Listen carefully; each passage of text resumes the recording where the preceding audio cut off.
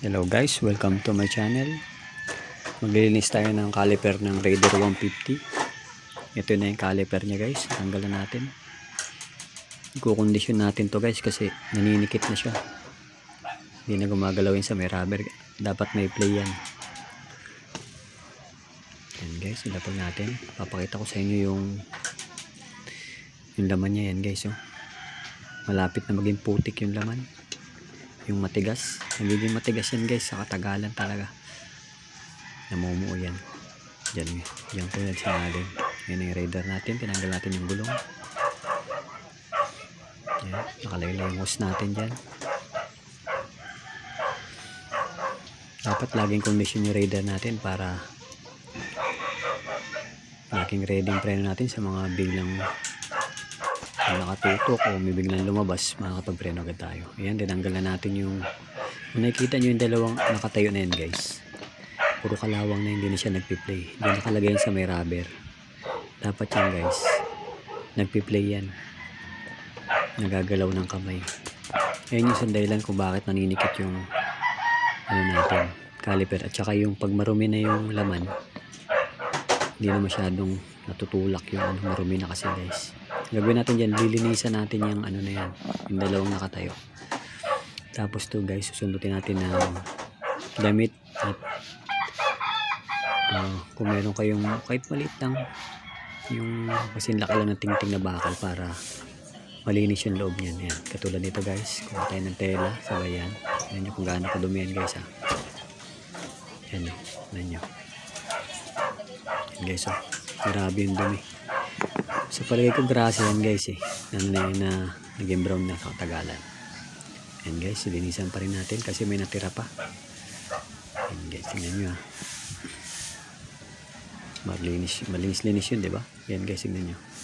May parang putiks na nakita nyo dyan. Yan guys, medyo nalinisan ko na yun. Pati yung goma, binalik ko na rin. Yan. Medyo malinis na siya guys. Kinukondisyon natin yan para maging maganda. Ito guys, linisan din natin yan. Pupunasan lang natin ng damit. Yan na. Ito guys, nalinisan ko na siya. Hindi ko na siya ganong pinakinis tong isa kasi ano siya parang kinain na ng kalawang. Basta malinis lang siya guys at nagpe-play. Okay na yun.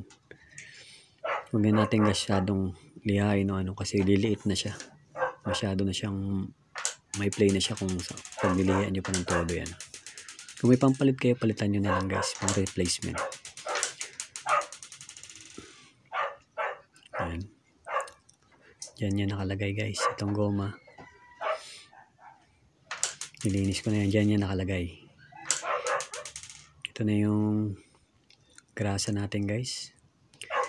Kasi kailangan may pampadulas yan. At para hindi mapasok ng tubig. Ayan. Tumalsik na guys. Semento, malinis naman yung semento guys, wala namang buhangin yan. Nakikita nyo naman guys. Yan, lagyan nyo yan. Siguraduhin nyo yung nalagyan nyo lahat, tapos lagyan nyo sa ibabaw para may pondo siya sa taas. Pag pinasok ng tubig, hindi siya mangangalawang sa loob, sa pinakadulo niya.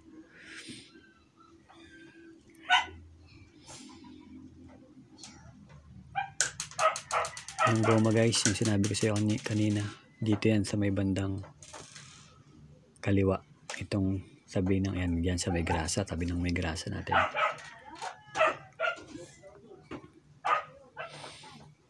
Yan. Yan nilalagyan natin ng maigi para maganda yung play.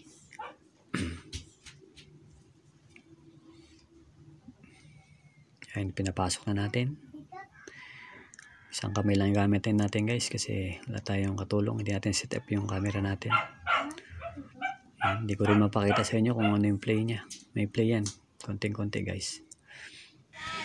Tapos pag ginugot nyo, pag bago yan, madaling mabunot. Yan guys, oh, may grasa rin yan, may grasa. Tapos yung pinaka-piston nya sa loob guys, nistel brush ko lang yan.